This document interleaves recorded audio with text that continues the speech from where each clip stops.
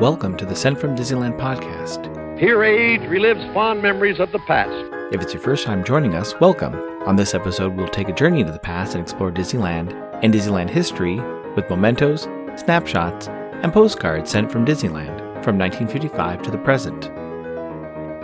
Today, I'm starting off by thanking my patrons from patreon.com. You can join and receive mail from my desk or from my Disneyland trips. Special thanks to Random Olive, the first patron to this podcast, and to the e-ticket patrons Tania, Eric Daniels, Joe Gamble, Scott Booker, Monica Seitz Vega, Russ Romano, Michael and Christina Cross, Scott Cagle, and Sheila Harry. C-ticket patrons Serious Inquiries Only, Debbie Weinstein, Jennifer Schneep, Grace Coate, Ben and Noel Bruning, Patty Wolin, Angela Reynolds, and Aaron Moran. B-ticket patrons Jeff and Paige Orton, and Joshua, and Exorable Tosh Bell.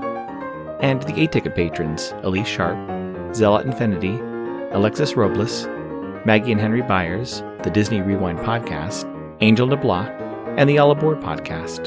You can also sign up for my new newsletter for a chance to get some postcards delivered by the USPS to your mailbox.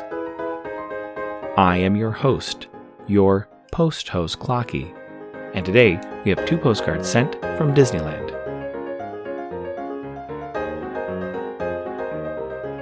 The front of our first postcard has the Matterhorn, with monorail red passing by. You can also see guests walking near the palm trees and purple and gold flowers, which were part of the old Tomorrowland's entrance. On the back it reads, Matterhorn Mountain. A Disneyland landmark, the snow-capped Matterhorn Mountain towers majestically over all of the Magic Kingdom.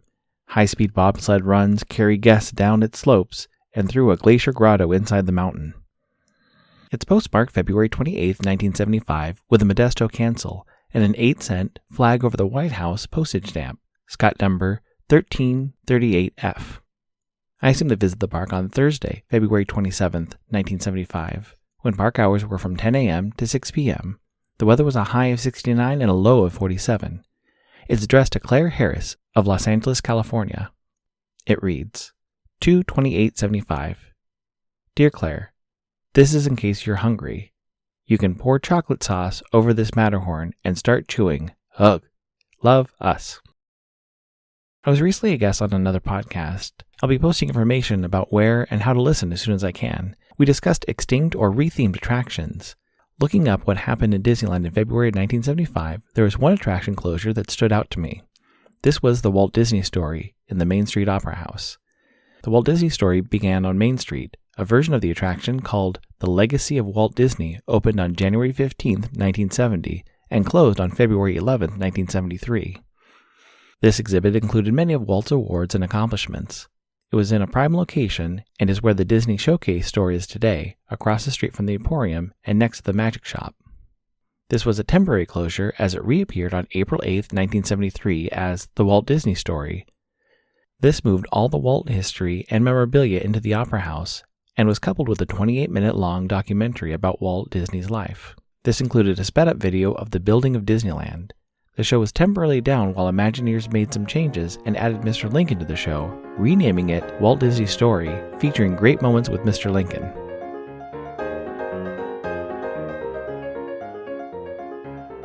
Great news! Enfield Post is back up on Etsy. Grabbing some vintage stamps is a great way to plus your mail, whether you're trying to match the color of your postcard or envelope, or adding a themed stamp to the back of your mail. Be sure to check out Enfield Post. You can head over to enfieldpost.com and explore all the different vintage stamps you can use on your next card or letter. That's ENFIELDPOST on Instagram and enfieldpost.com for your wedding and vintage postage needs. Enfield Post is the official postage stamp sponsor of the Sent from Disneyland podcast.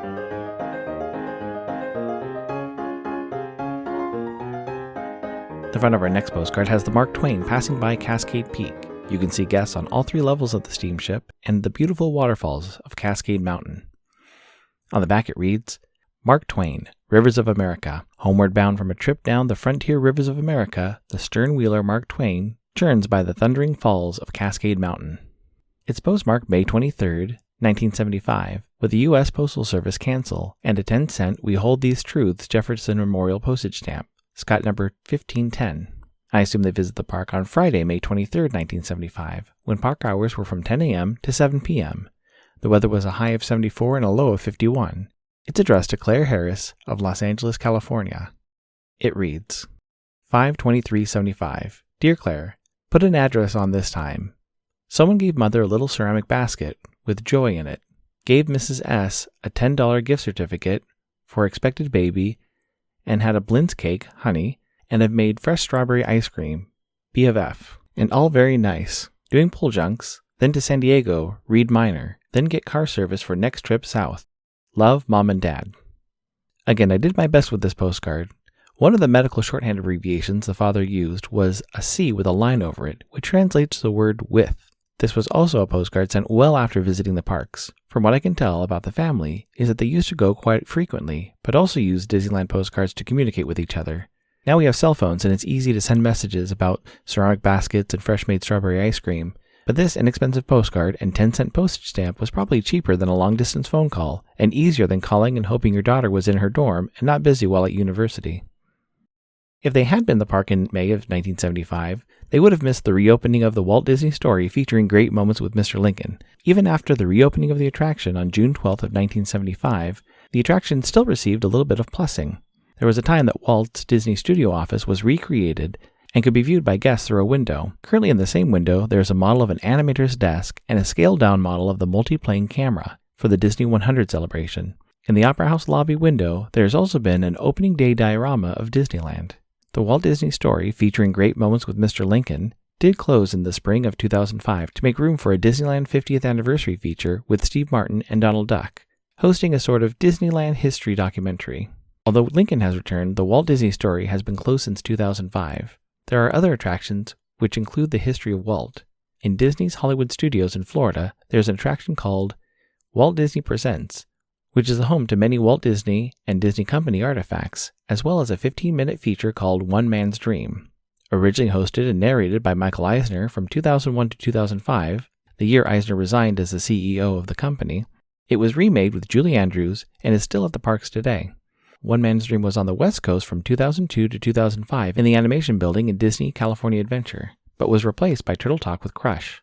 While doing some additional research about One Man's Dream, there was also a stage show by the same name that started at Tokyo and ran from April 15, 1988 to September 3, 1995.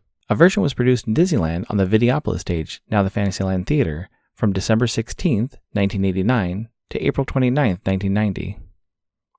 This included some history of Walt Disney and animation, with characters and sets going from black and white to color. If you're looking for Walt Disney history, I suggest reading Bob Thomas's biography, Walt Disney, an American Original, or going to the Walt Disney Family Museum in San Francisco.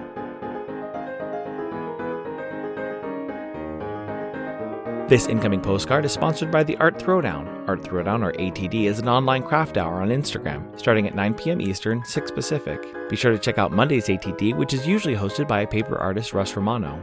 I've seen many amazing art projects, learned about awesome postmarks, postage stamp history, and a lot more on different episodes. It's great to stop in for an hour to watch someone craft or design something unique. Each host brings something a little different to each show. I'll list some of the regular hosts, or you can follow Russ Romano 2021 on Instagram. The front of my incoming postcard is lenticular, with a 3D image of Mickey Mouse straightening his bow tie, with the Walt Disney World 50th Anniversary logo in the background, and on the bottom it reads, "The World's Most Magical Celebration." It's postmarked October 6, 2021, with an Orlando, Florida cancel and a state and county fair, Parents and Children, Forever postage stamp, cut number 5403. It reads, "Dear Clocky, thinking of you from Walt Disney World. We are so thankful for you. Hope you enjoy this postcard, Mr. Daps." Wouldn't it be meta if someone else is reading this in 50 years? Happy Walt Disney World 100. Thankful for you, Katie. Thank you so much for the postcard, Mr. Daps and Katie.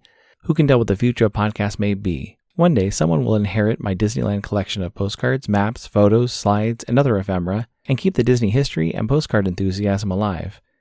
This is also a perfect card for a week after Thanksgiving. This is also a perfect card a week after Thanksgiving and going into the holidays. Be sure to send mail to your friends and family. No one wants to check their mailbox and find it empty this time of year. Thanks for listening to Sent from Disneyland. If you enjoyed this podcast, please subscribe and tell your friends. It would be helpful to share your favorite episode to a friend or on social media. There are over 200 to choose from. It It would also help to leave a 5-star rating and comment on whatever podcast platform you use.